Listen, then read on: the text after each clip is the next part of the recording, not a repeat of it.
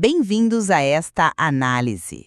Bom, o foco hoje é a BB Seguridade, a BBSE3. E um movimento, assim, bem curioso, né? Um salto de mais de 50 mil novos acionistas só em setembro de 2025, o maior da B3 naquele mês. E isso tudo mesmo com a ação tendo um ano, digamos, meio morno. Exato. E a pergunta que fica é o que está por trás dessa corrida, né, pela BBSE3, justo quando a ação acumula uma queda no ano e a própria empresa deu uma ajustada nas suas expectativas para baixo. É uma aposta bem calculada no valor e nos dividendos que a empresa oferece?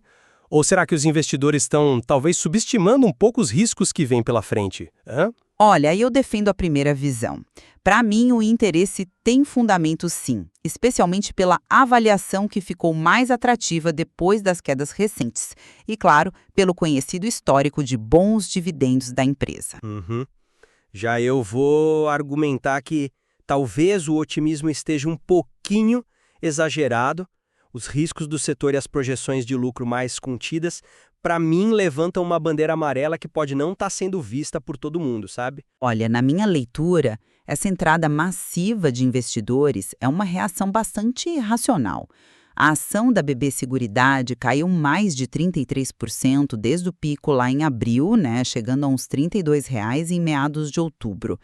Essa desvalorização chamou a atenção inclusive do Morgan Stanley, que melhorou a recomendação justamente por causa do valuation, ou seja, por achar que o preço ficou mais justo ou até barato em relação aos fundamentos. E claro, tem o Dividend Yield, o DY, beirando os 13%, é um número difícil de ignorar, né? Ainda mais com a política da empresa de distribuir 90% do lucro. A Ativa Investimentos até projeta que esse DY continue acima de 10% em 2025 e 2026. E, bom, não vamos esquecer o lucro forte do segundo trimestre de 2025, né? 2,2 bilhões de reais, que superou as expectativas. Entendo o apelo do preço e do dividendo com certeza.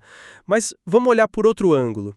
O desempenho da ação em si não é exatamente animador.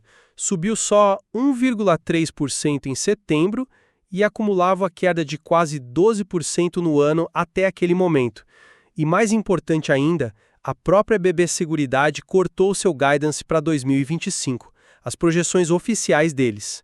A expectativa de crescimento do resultado operacional caiu de uma faixa de 3 a 8% para apenas 1 a 4%. Isso é um sinal de alerta vindo de dentro, né? E mesmo o Morgan Stanley, que você citou, ao melhorar a recomendação, colocou um preço-alvo de R$ 35,00, um potencial de alta bem limitado na época, e ainda cortou as estimativas de lucro para 2026. A Ativa também reduziu o preço-alvo deles, fora os riscos que estão pairando no ar. A instabilidade dos preços das commodities, o agronegócio num cenário mais difícil, algo que já impactou o controlador, o Banco do Brasil e a possível queda da taxa Selic a partir de 2026, o que historicamente pressiona o resultado financeiro das seguradoras. Você levanta pontos importantes sobre os riscos, sim, mas não podemos ignorar que essa queda de mais de 33% cria um ponto de entrada que parece interessante do ponto de vista de valuation, como o próprio Morgan Stanley indicou.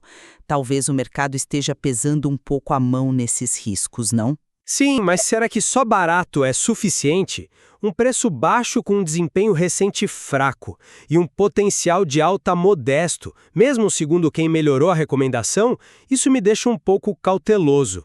E o corte no guidance pela própria gestão enfraquece o argumento de que é só uma pechincha passageira, você não acha? Concordo que o guidance é um ponto de atenção, sem dúvida, mas o poder dos dividendos aqui é inegável. Um DY de quase 13%, com uma política de payout de 90% e projeções de manutenção acima de 10%. Para quem busca renda, é um caso forte, é difícil argumentar contra isso. O dividendo atual é, sem dúvida, um chamariz. Forte. Mas a questão crucial é, ele é sustentável nesse nível? Como é que a gente pode esperar manter essa distribuição tão generosa com a própria empresa esperando um crescimento operacional menor? Adiciona a isso as estimativas de lucro revisadas para baixo por alguns analistas para os próximos anos e os riscos macro que a gente já citou. O lucro futuro pode não comportar o mesmo dividendo. Não seria uma aposta um tanto arriscada contar só com isso?